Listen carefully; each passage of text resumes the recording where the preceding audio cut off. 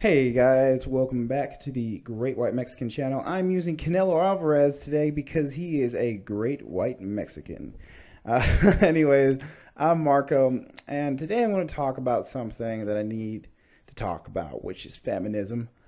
Feminism is one of those things where I find that it's needed, but then it's also not needed. Feminism as a movement is great because it's achieved so much in the first world. It's achieved women's right to vote without the draft. It's achieved equal pay. It's done a lot of things, but that's the thing. Once it's achieved its greatest goals and its most needed goals, and everything else kind of just follows through society after generation, you kind of find that feminism has become an ideology, and that's never a good thing. When it becomes an ideology, that's when feminism has been its worst, at least in the first world. Because when you become an ideology, you see when a movement comes out, you automatically have a reason and some type of passion that, and you know it exists. A problem exists, and that's why you're going with the movement. When something becomes an ideology, it constantly has to make itself relevant and make itself noteworthy and make itself needed. Feminism has fallen into this trap, and now we have this idea that air conditioning is sexist, and that women who choose not to go into engineering is sexist. None of this is sexist. None of it at all.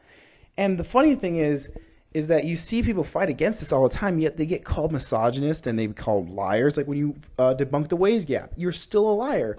Why? Because it's such a repeated lie that we just automatically accept it. 1 in 4 in college is another one of those things where it's just accepted when it should not be at all.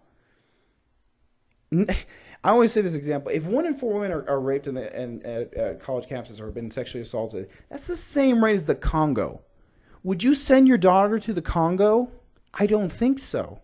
So that just proves that people don't believe it. They just kind of accept it as something that is, the status quo. And then this leads to rape culture and other patriarchy and stuff like that, which don't exist either.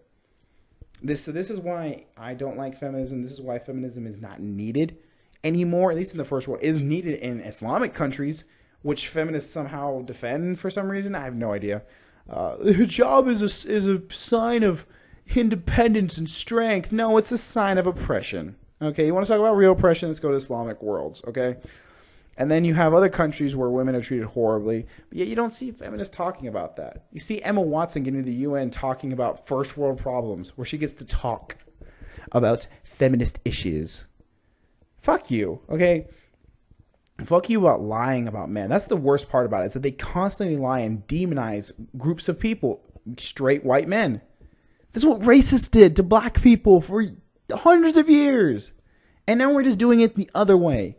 The pendulum swings, I always like to use this example. It's like in the Star Wars movie universe, in the beginning of the prequel trilogy, the Jedi had become so overpowered that the Sith eventually swung the pendulum the other way, and almost all the Jedi died. And there was only 2 Jedi and 2 Sith. There was balance within the Force.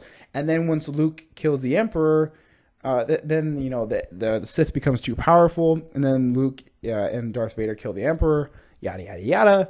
Anyways, it's the same exact thing that's happening here. Women were so oppressed for the longest time, or put down at least, and now this pendulum has swung the other way because we try to compensate for it when we don't need to compensate for it anymore. So that's all I wanted to say in this video, guys. Thank you very much for watching my video. Hope you liked the picture of Canelo Alvarez. He is a sexy man. And it's a little bit better than looking at my face, and I just want to use this mic. But thank you very much for watching my video. Hope you enjoyed my video. If you like my take on feminism, please like the video. If you like my voice, if you like what I had to say, you can click the subscription button. I make videos weekly. And if you have a criticism, or you agree with me, or in any way want to make a comment, please write in the comments below. I am always open to criticism. And thank you very much for watching my video. Hope you have a great day. I hope you have a great life. So I'm just going to say goodbye. So goodbye.